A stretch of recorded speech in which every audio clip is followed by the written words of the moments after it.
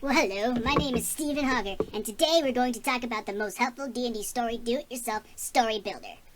This will help you with almost every single story and can be applied to almost everything, to the short one-shot, to the long campaign. What is it? It's the crime, the mystery, the problem that must be fixed. For simplicity's sake, we're going to start with the murder mystery. With murder mysteries, we have the red herrings, the suspects, and their motives. Red herrings are people you think might have done it, but they did not. They're just false leads. And we're going to talk about the suspects that are very typical. You have the siblings, the child, and the spouse. Why might they have done the crime? Was it because they were jealous? What, for the wife, was she being cheated on? Was there a mistress? The siblings, did he want the inheritance? The child, was he just upset because he was ignored as a child and he wanted money too? Then you have the mistress. Maybe the mistress was jealous. Maybe she was going to be dumped. Maybe she was going to be thrown away. Maybe she was angry and she acted out of emotion and she killed the man or the woman. And then you have the business partner. The business partners, when there's money involved, stuff gets sketchy. So, you have the business partner, he wants the money, or maybe he believes he deserves all the business, so he does something sketchy and he kills the person, or he does the crime. Then you have the butler and the employee. Maybe they did it, maybe they stole the money, maybe they killed the boss.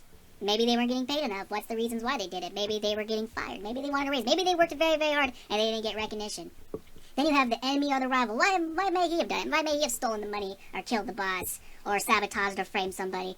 Why? Was it because he was the rival, and when there's money, stuff gets sketchy? Could have been that person. There could be false leads. Maybe he's a red herring. Then you have the suicide. That's where you sleuth through all the evidence, and after you sleuth through all the evidence, you find out that the husband or whatever, maybe he was depressed, maybe he owed money, maybe he needed to get life insurance policy. Why did he commit the suicide? But that's usually after you sort through all the clues. Next, you have the tools and the weapons. What was the crime done with? This is the hard evidence that ties the criminal to the crime. This is the hard evidence. You have, like, the lockpicks. Was this used to break into the object? You have poisons. Did he poison the person? The knives, the pipes, and the candlesticks. Then you got your hidden stuff. These are the clues. This is what you got to dig for. You got your hidden documents. You got your suspect info. When you talk to them, they give you information. They tell you a little bit. They give you leads. You go to new places. You find new evidence. You talk to new people. Then you have your obstacles. Your obstacles are the things that block you from the clues. Like you have your safe. What's in the safe? Is the weapon in the safe? Now you got to break into the safe. You got to break into the safe. Well, how you get the safe combo? Then you can hide the safe combo everywhere. You can have it written on a piece of paper. They have to sleuth through it and find it. There's keys. Where are the keys at? Who has the keys? Who you have to ask for the keys? There's doors. Is it a hidden door? Is it a secret door? You have to pull a candlestick. You have to pull like a button, push a button, put in a secret passcode. What happens? And then you have your documents. Maybe there's a document that's ripped in half, or you need this document to decipher another document.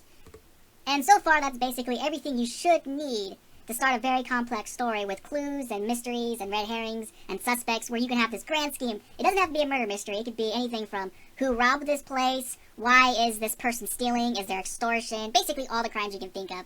And you gotta fix this problem. It's the crime, it's the mystery, it's the problem that must be fixed. And you gotta go sleuthing around for it.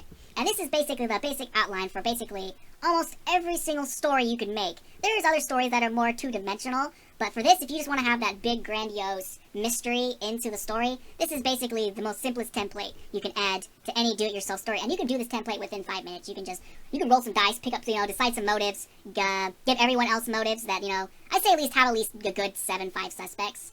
And then they'll usually, and you don't even have that much. You can only have one suspect, and then the people will make their own red herrings and go off their own tangents. One good tip I heard is if the person gets so off tangents and they start coming up with all these ideas, just let them have it. Just say, oh yeah, you were so smart, this is part of my plan. And then they'll be like, I'm so smug. That could happen. But, this is the basic template of your basic do-it-yourself story builder. I'd say it's probably the most important because you can use this on almost every single story, from the short one-shot to the long campaign. Well, this is Stephen Hogger, and I'm signing off.